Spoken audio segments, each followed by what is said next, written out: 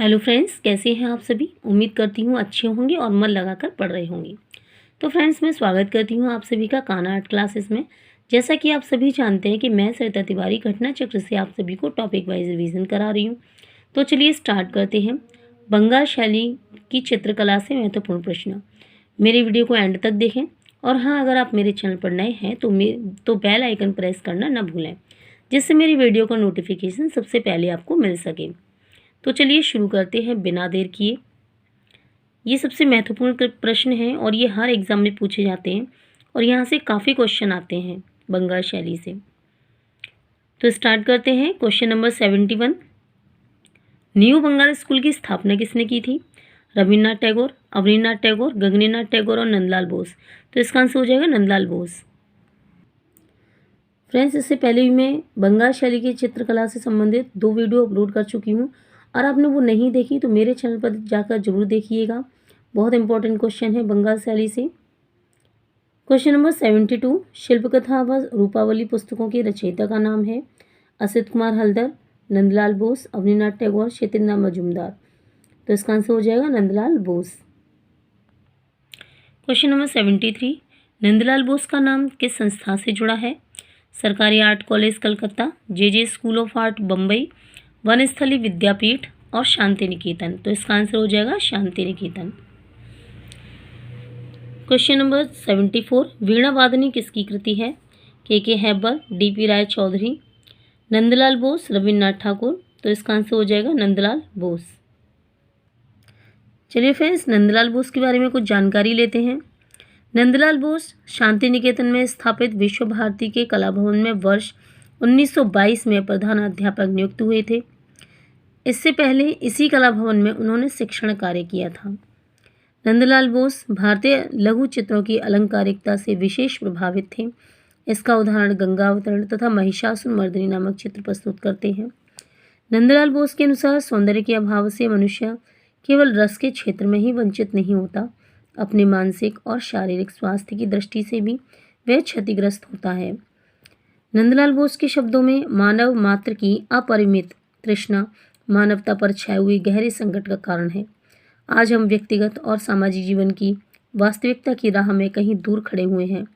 हमें उससे उबरना होगा।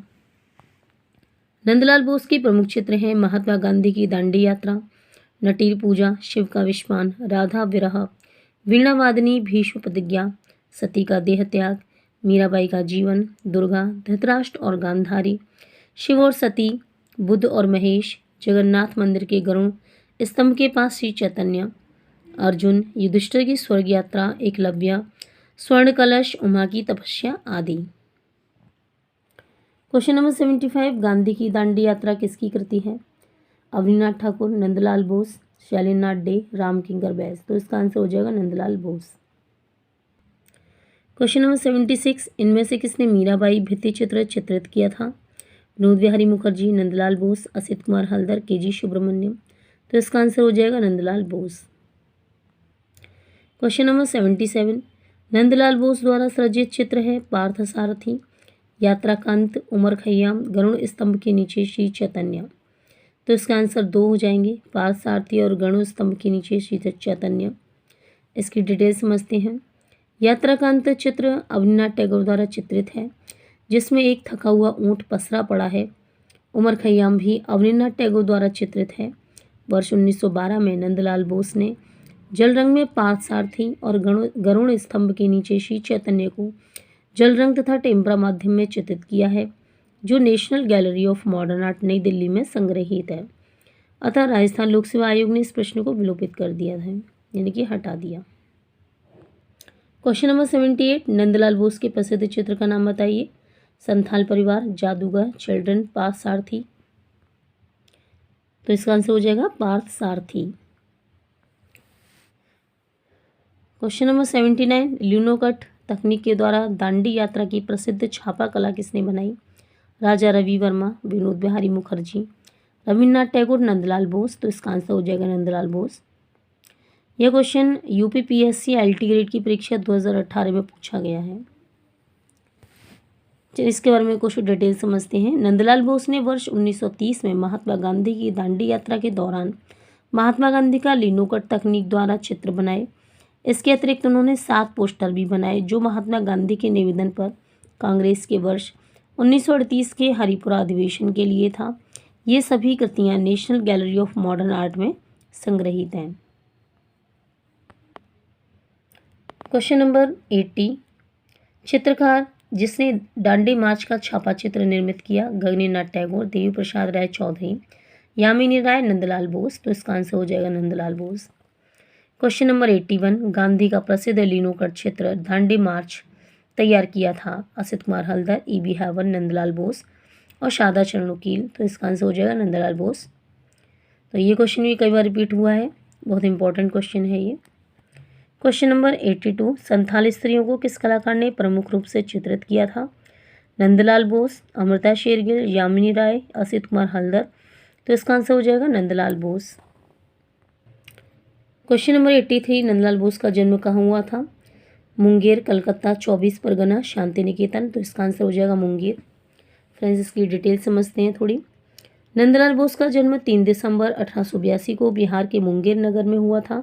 इनके पिता पूर्णचंद बोस आर्किटेक्ट तथा महाराजा दरभंगा की रियासत के मैनेजर थे।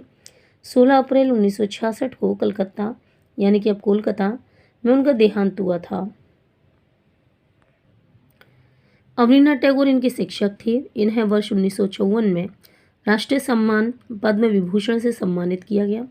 वर्ष 1909 से 10 में इन्होंने अजंता गुफाओं की अनुकृतियां बनाई एवं वर्ष 1921 में बाघ गुफाओं की अनुकृतियां तैयार की। वर्ष 1956 में राष्ट्रीय ललित कला अकेडमी ने उन्हें ताम्रपत्र भेंट किया था।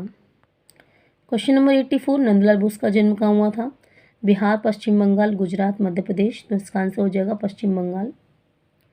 क्वेश्चन नंबर 85, कौन सा प्रसिद्ध कलाकार है जो अपने उपनाम मास्टर मोशाय के नाम से प्रसिद्ध हुआ? अवनीनाथ टैगोर, असित कुमार हल्दर, नंदलाल बोस, शैलोज मुखर्जी। तो इसका आंसर हो जाएगा नंदलाल बोस। इसकी डिटेल समझते हैं थोड़ी। नंदलाल बोस अवनीनाथ के प्रमुख शिष्यों में से एक थे। ये मास्टर मोशाय के नाम से प्रसिद्ध थे।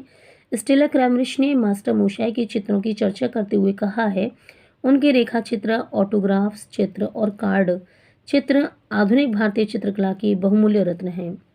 वर्ष 1910 से 14 के बीच डॉक्टर आनंद कंटेश कुमार स्वामी और भगिनी निवेदिता के संयुक्त लेखकत्व में myths and legends of the Hindus and Buddhist के लिए चित्र बनाए।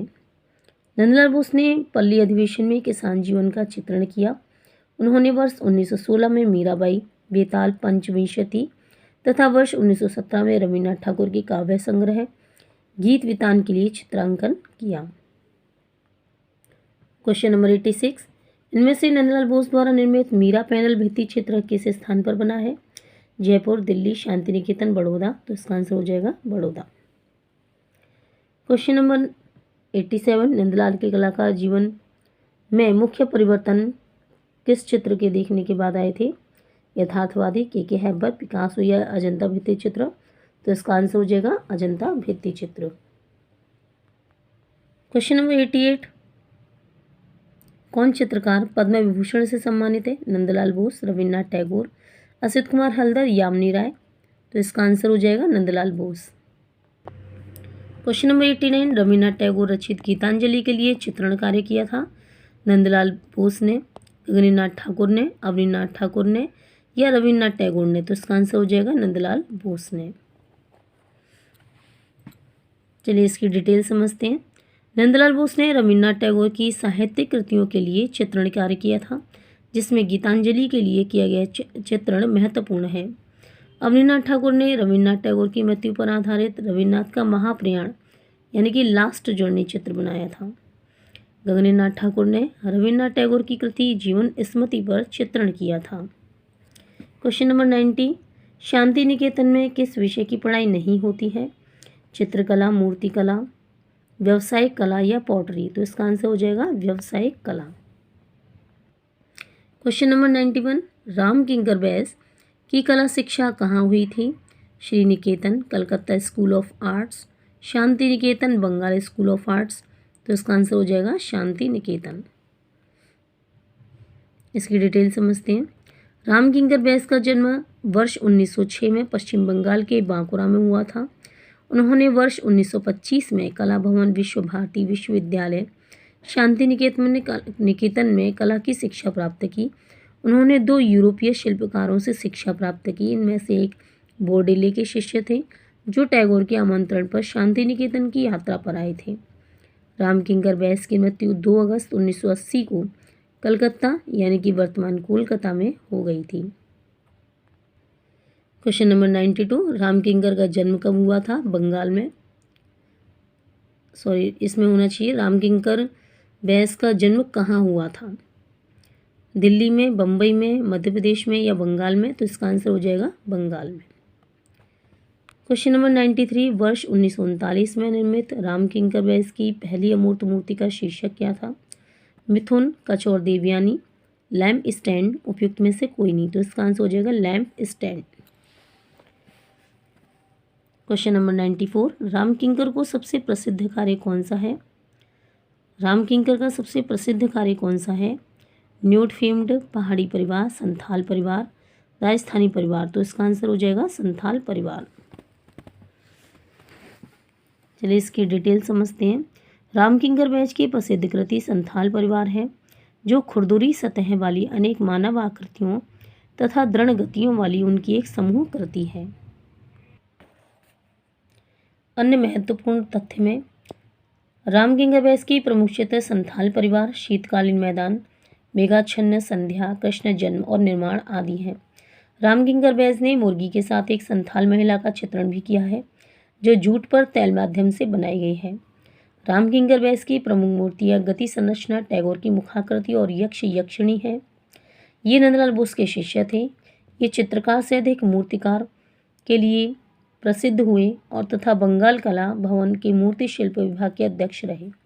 वर्ष 1970 में इन्हें पद्म भूषण से सम्मानित किया गया। क्वेश्चन नंबर 95, मुर्गी के साथ एक संथाल महिला किस कलाकार का चित्र है? रविन्द्रनाथ टैगोर, यामिनी राय, रामकिंकर बैस, रामकुमार। तो इसका आंसर हो जाएगा रामकिंकर बैस। तो फ्रेंड्स, हमने बंगाल शैली से संबंधित सभी महत्वपूर्ण प्रश्न हल किए। इससे पहले भी मैं 2 वीडियो डाल चुकी हूँ। अगर आपने नहीं देखी है तो आप ज़रूर देखिए मेरे चैनल पर। मेरे चैनल को ज़्यादा से ज़्यादा लाइक, शेयर और सब्सक्राइब करें और कमेंट करना